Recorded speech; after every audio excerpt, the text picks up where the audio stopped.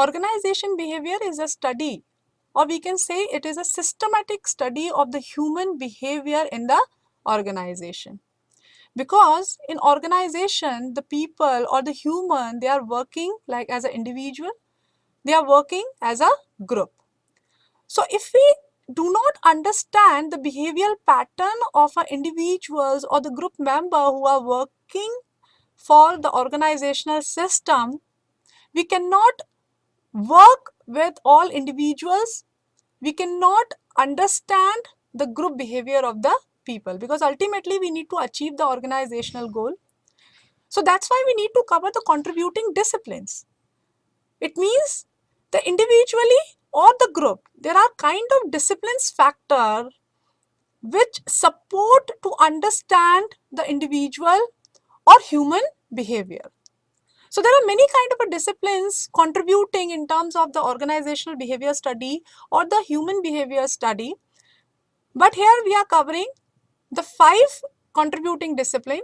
The first is a psychology, the second is a sociology, third is a social psychology, fourth is anthropology, and the fifth is political science. Now the first contributing disciplines towards the OB study is psychology. What is psychology?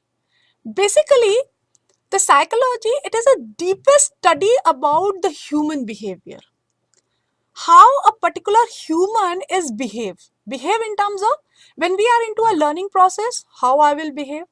When I will into a surrounding motivating system, how, which factors supporting me, which factors, forcing me towards into a positive manner. What sort of a personality that I am carrying, how emotionally connected I am with a different kind of a things, how I perceive from the environment, what is my perception process, training, the leadership, the things which satisfy me in terms of my job.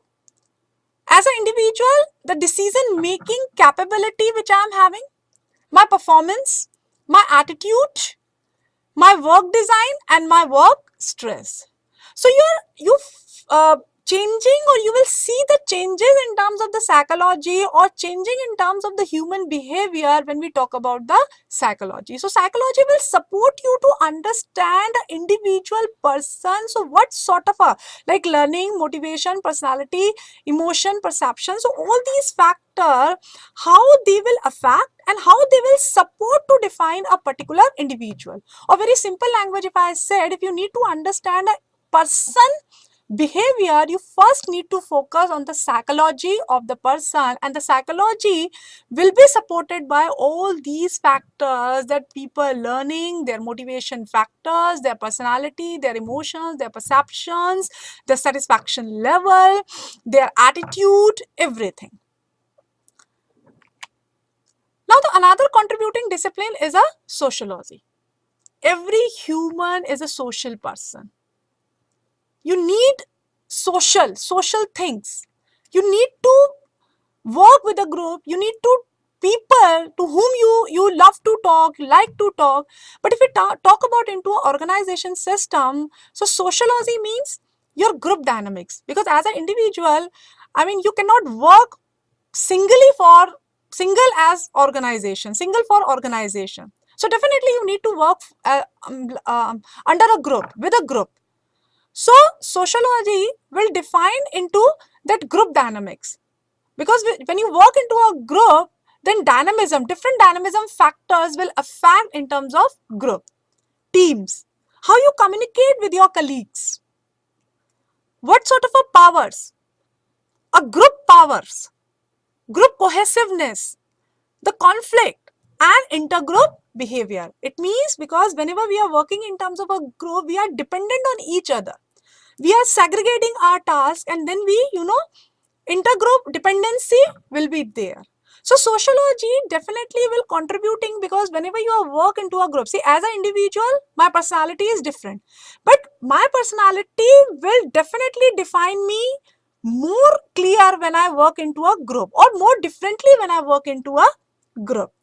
So sociology also be a contributing discipline when you work into a group, because the group again will move towards you into an organization system. So you can also understand the organizational change, the organizational culture, the technologies, because different kind of groups are working into a different kinds of segments. Now we are coming to the third one, which is called the social psychology. Fine. Right now I define, see, as an individual, I performed certain tasks in this manner. But when you work into a group, now your behavior level gets changes. So that we call it as a social psychology. It means my psychological, my individual factors and my social factor, now they come together and being as an individual working into a group. So whenever as an individual enter into a group, immediately the behavioral changes get start. Attitude changes get start, because as or as an individual, maybe I'm comfortable for doing such kind of a thing. But when I come into a group, the things become difficult for me. So that will give me a clear picture, the behavior change pattern, the attitude change pattern. How I communicate. Group processes. Now I'm trying to understand the different kind of group processes, the group decision making. Fine, because every individual, they're putting up their effort to making, a particular system into a better manner. So how group cohesiveness will support you in terms of the group decision making process. Next is anthropology. Now, anthropology, basically it is relate how a particular human being perform like that, focusing on their activities. So that we called as anthropology. So if we talk about the activities, so definitely you will talk about the value system, comparative values, the comparative attitudes, or different kind of attitudes, the cross-cultural analysis, because it is relate with the human beings' activities. Organizational culture, if you're getting this kind of organizational culture, activities will relate with the same. If you're getting a different kind of organizational environment, you will get the activities like same, or the activities will change, or your activities will be affected or supported in terms of the different kind of organizational culture or the environment.